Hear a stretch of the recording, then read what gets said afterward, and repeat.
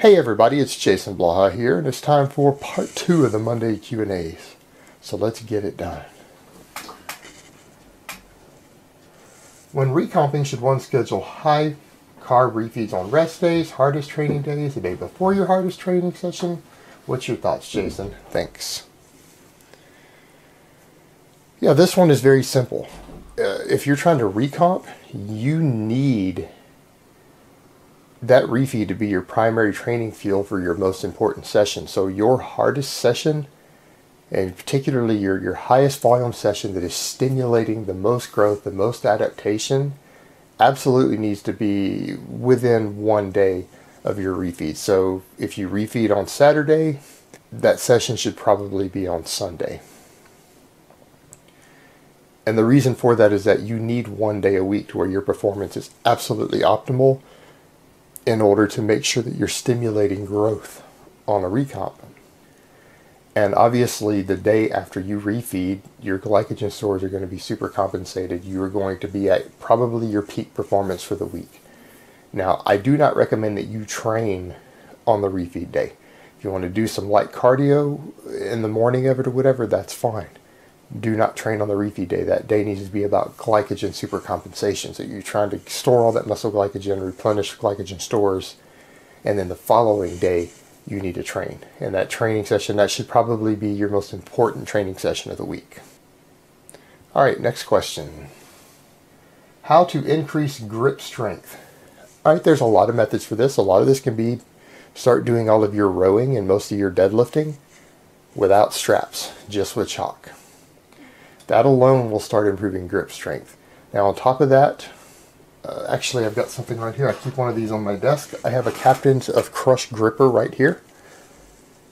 These are fantastic for improving grip strength. They're not cheap though, because this isn't a normal gripper. Again, this is Captain of Crush. These have been very popular with strength athletes for decades. On top of that, things like farmer's walks, barbell holds. In fact, if you're doing a lot of high rep shrugging to try to bring your traps up, doing those with a double overhand grip and no straps, and forcing yourself to hold on to that bar tight for long extended sets can improve grip strength. Barbell holds, tennis ball squeezes, all of those things will work. They're all useful tools for reaching that goal. All right, next question. Are there any benefits to doing weighted chin-ups from a dead hang, or should I just come up immediately at the bottom of the rep? Depends on your goals. I would say, as I've always said before, for hypertrophy purposes, all of your lifts do not need to be full range of motion. As long as you have one decent full range of motion lift somewhere in your program for muscle group, you're probably okay if your only goal is to get bigger. Now, if you're looking for optimal performance, you need to be training full range of motion on most of your lifts. And that would include that, because otherwise you're going to build a weakness through that range of motion. You're going to have a performance deficit as a result of it. So I do recommend the dead hang for most of your weighted chin-ups and pull-ups. And particularly for people who do a lot of deadlifting, there is a secondary benefit, and that is that you have joint angle specificity when you do stuff, as far as where you gain strength through the range of motion. Well, that dead hang puts the biceps at a lockout, and you're training the biceps to be stronger from that position.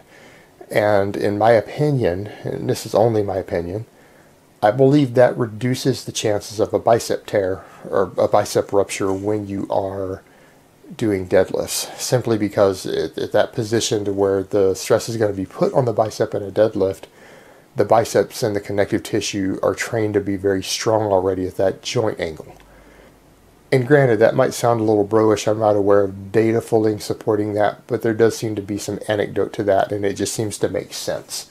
So I see that as a possible secondary benefit, in addition to overall performance. Alright guys, well, that's really all I have to say on that today. I hope it has been informative, and I will talk to you guys next time in part 3.